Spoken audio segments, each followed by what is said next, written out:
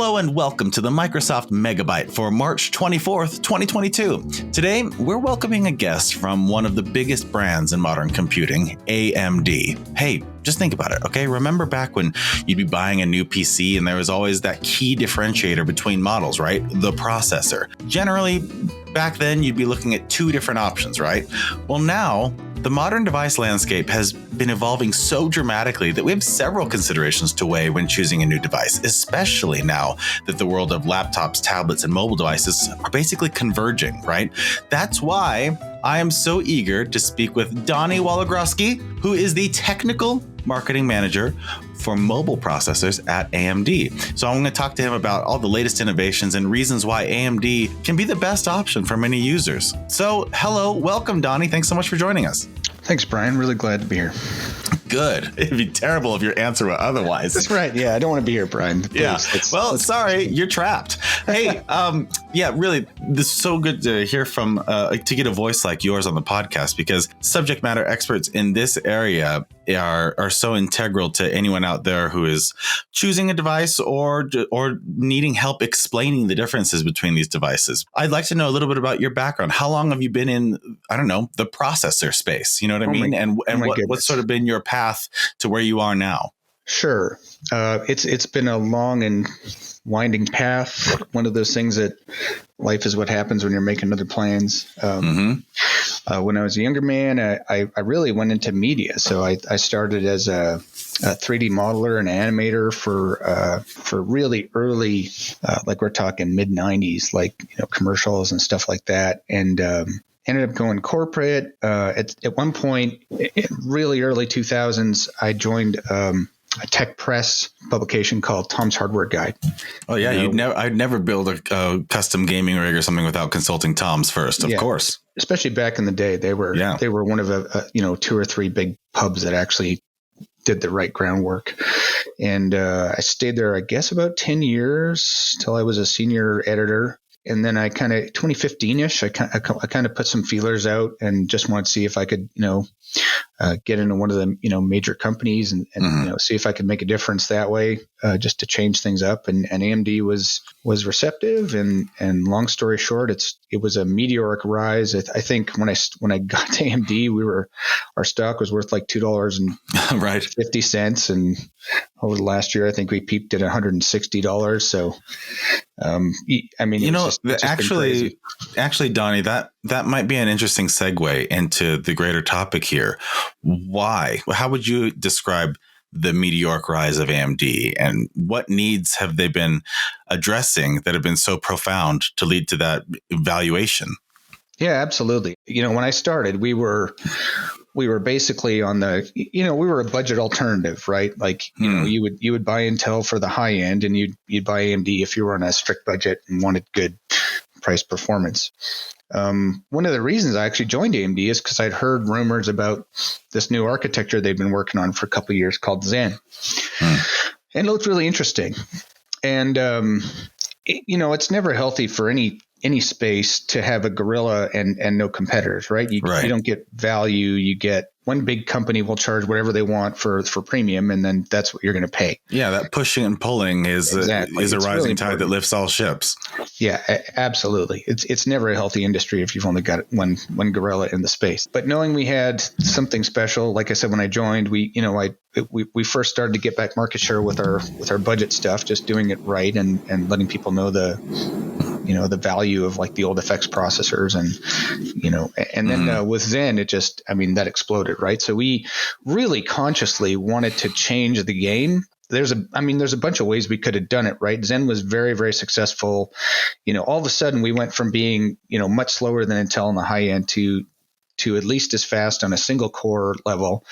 And the architecture we chose was a really scalable architecture based on what's called chiplets.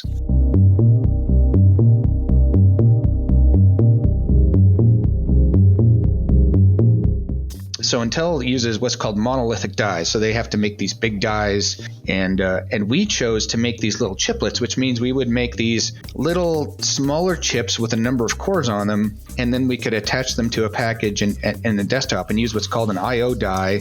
And architecturally, it just gave us a lot of flexibility to make a really scalable, high performance architecture. And because we could shove so many of these chiplets on it, and because we wanted to disrupt the market, right, we chose to deliver twice the cores and processing threads at every price point, because we had to find a way to get back in the game, and we wanted to be relevant. We wanted to change things for people. We had stagnated around 4 cores and 8 threads at the top of the PC game for a lot of years. Technologically speaking, there was no reason to do that.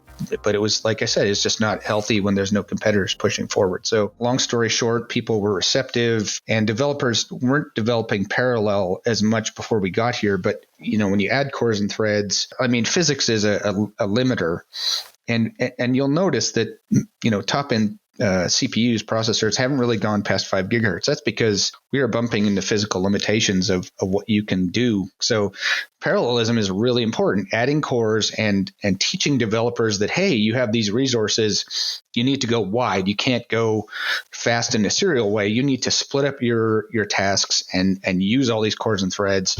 And like I said, long story short, offering twice the cores and threads at every segment changed the game for a lot of people. And today we're at a place where, we have by far a majority of desktop market share. And the other piece of that we've been pushing really hard is efficiency. And so that's where the mobile side comes in, right? Like nobody buys a laptop to leave it plugged in all the time. Right. So then let's transition to the mobile discussion, because that's where a lot of device focus is right now. That's where the market is. And as I said at the top, the idea of a mobile device has rapidly been shifting over the recent years. What is the focal area around the mobile devices right now? So every gen, everybody wants performance. Every gen you make a new CPU and they want they want to see a bar chart that says they get more than they did last year.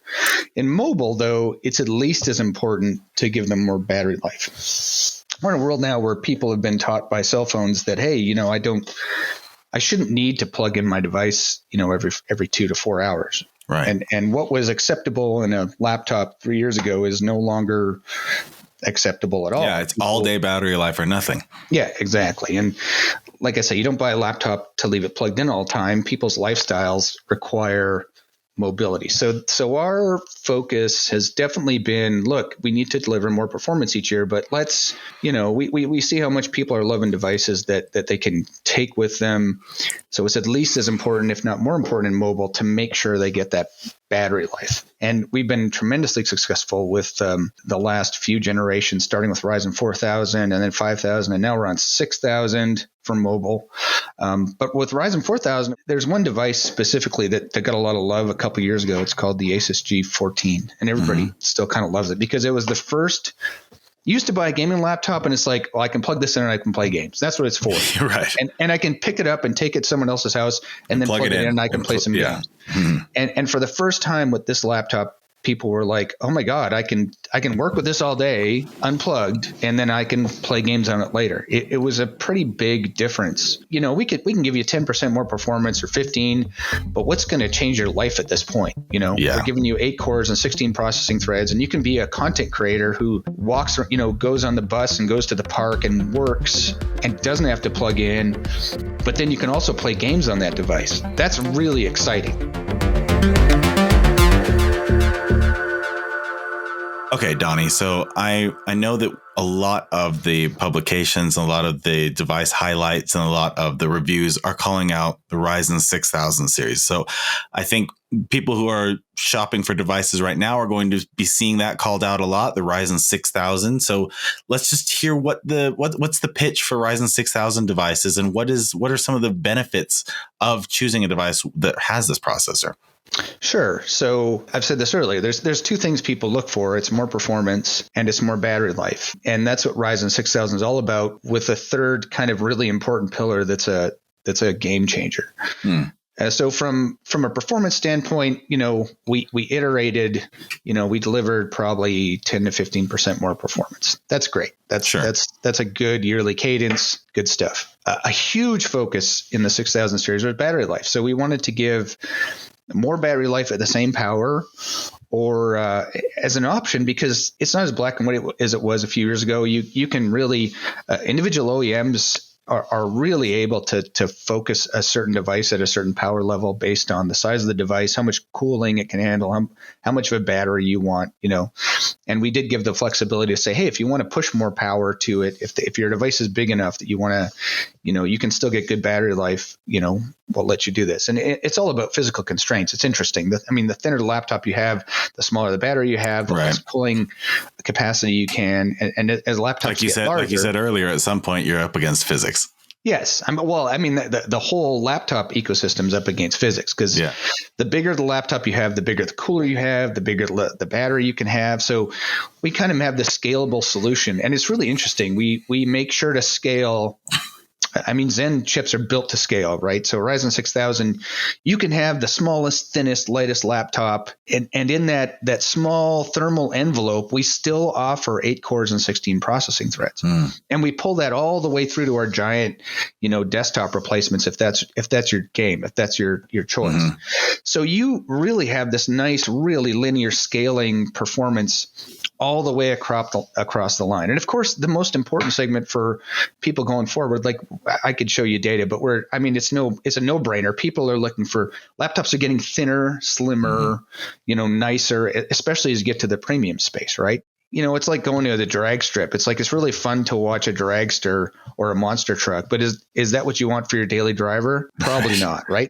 Everybody wants something slim and small and usable and fun. And so that's really our biggest focus. And that's where you're going to see the biggest gain. So to summarize that piece of it, yes, our performance is better. Our battery life, same for same size chassis. If you're looking at the reviews out there, we sometimes have a 2 times lead over the competition, and that's where we want to be. Yeah, and for folks out there wondering what are some of these battery life numbers, I know, for example, the Microsoft Surface Laptop 4, when you configure it with the Ryzen Edition processor, like the 13.5 inch, the claim on battery life for that device is up to 19 hours. Yep. And for the 15 inch, so a substantially larger screen with an AMD Ryzen 7, that's 17 and a half hours is that claim. Yep. So that when Donnie and I are talking about the importance of all day battery life, again, shopping for a laptop 5 years ago, those numbers are laughable. Those numbers don't exist for battery life without external batteries that you're swapping in. But this now up to 19 hours is genuinely remarkable. Yeah, and we're seeing, and that's older gen stuff with our Ryzen 6000. When the thin and lights start coming out, which should be later this month, we can expect, if it's configured the right way, we projected up to about 24 hours of battery life on video playback. That's insane, right?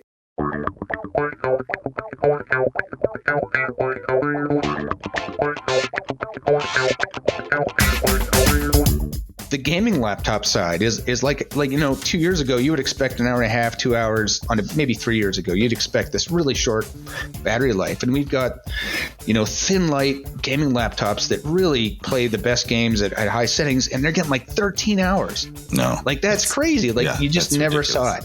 So that's what's really that's exciting. So crazy, Donnie. I'm thinking back to my precious youth and the LAN parties and everyone bringing their. Really, you'd bring your desktop or something. You'd bring, and if you bring your gaming laptop, you need to be sitting within 2 feet of an outlet. And I don't want to be misrepresentative either. Like if you have a gaming laptop, gaming workloads simply use a lot of power. So even with a thin and light, you're going to, if you have a wall available, you can plug it in. Of course. You can go. But we have seen in some of our thin and lights, like I've personally played like 3 hours of Fortnite on an AMD thin and light laptop with no discrete graphics card without plugging in. Like that's really it's a new cool. world. We're approaching people are excited about the Steam Deck, and that 3 hours is on a past gen part.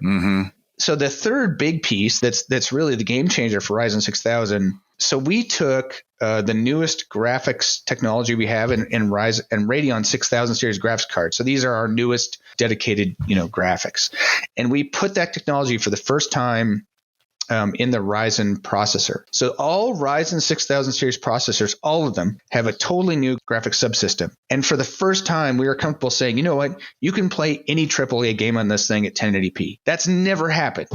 It's literally 2 times as fast as our last year stuff. literally 2 times as fast as the competition's XE graphics. And for the first time, you can buy a thin and light without a graphics card built in, and you can play any game out there at 1080p. And I'm not saying that's going to replace your dedicated gaming laptops, because we're talking 1080p, probably low detail settings, but you can do it, right? Whereas last gen, you couldn't do it. You would buy a thin and light, and if you wanted to play a game like Metro Exodus or Cyberpunk, you simply could not do it. Right. So that's a huge deal, right? Gaming becomes bigger every year. And the idea that you can buy an ultra thin and light non-gaming laptop, and if you wanted to play a game, you could. That's mind blowing. Like, that's really exciting to me. And I'm a gamer, so I'm skewed. But I love it. Well, speaking of, I mean, I have to throw in my plug now for Game Pass, for Xbox Game Pass, because I'm thinking, as you're talking about these experiences and how the workload and the processor load varies. I mean, I'm thinking about like the emergence of cloud gaming certainly plays a big role here, because we're now tapping the resources in a different way. So now when you're playing something, a title through Xbox Game Pass cloud gaming, like now you're still making use of all that incredible battery life you're getting from your Ryzen processor, and it's not having the same burden on the whole system. And so I think that's just further evidence of why this modern architecture really can have an impact on lifestyle changes.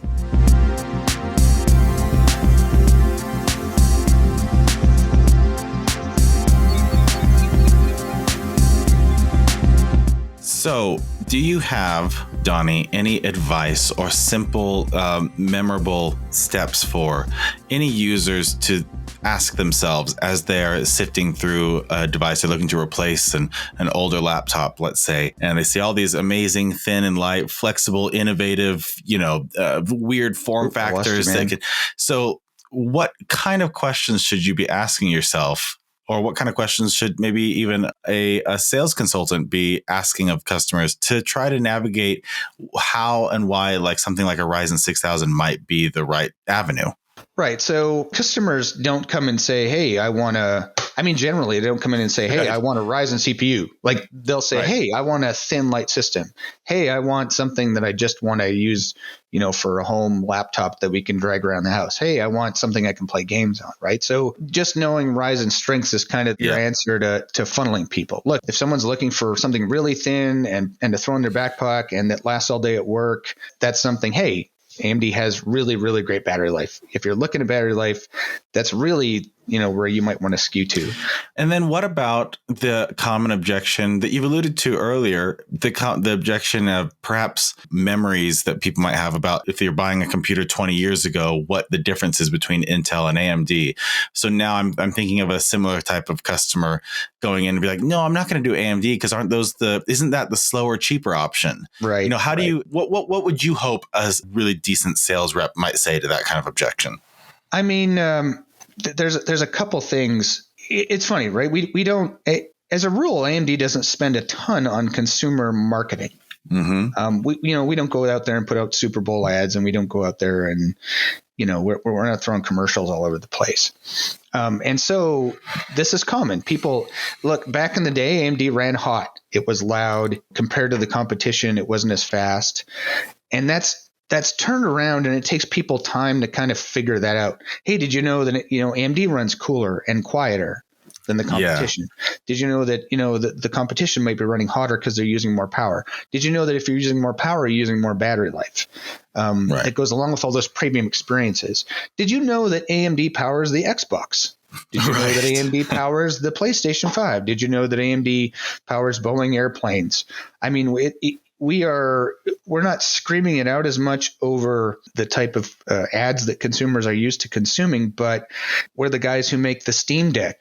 Mm-hmm. We're the guys who have and because we have these great relationships, and because all these Microsoft powered platforms are built around us, like the Xbox and like the Steam Deck, developers kind of have to take us into speak account. Your language. Yeah, they have to. They don't have a choice. Like, unless you want to make a game that doesn't run on Xbox, which everybody wants that to happen. When you're such a fundamental part of the gaming ecosystem, when you're such a fundamental part of big business, that really does help you. We find drive credibility. Confidence. Yeah, it's like, I didn't know AMD was the only chip running my Xbox. Like, I have an Xbox, I get it. So that we find that's really helpful, and just reminding people, hey, when you're the efficiency of technology leader, nobody wants a hot, loud laptop that they have to plug in all the time. They just don't.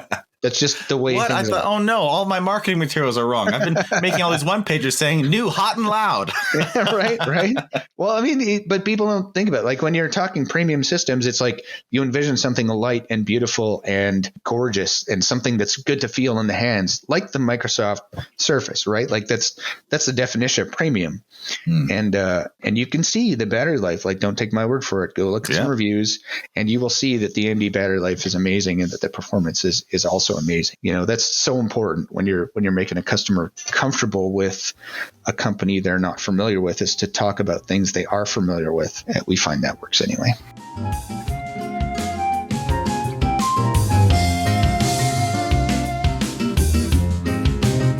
Okay, Donnie Wologroski, Technical Marketing Manager for Mobile Processors at AMD. I knew having a SME, a subject matter expert like you, would be valuable, beneficial for everyone listening, and you did not disappoint. AMD, the Ryzen series, the Ryzen 6000 series, please get to know the strengths there. Get to know the competitive advantages and why someone might be happy with this kind of device that's running this processor.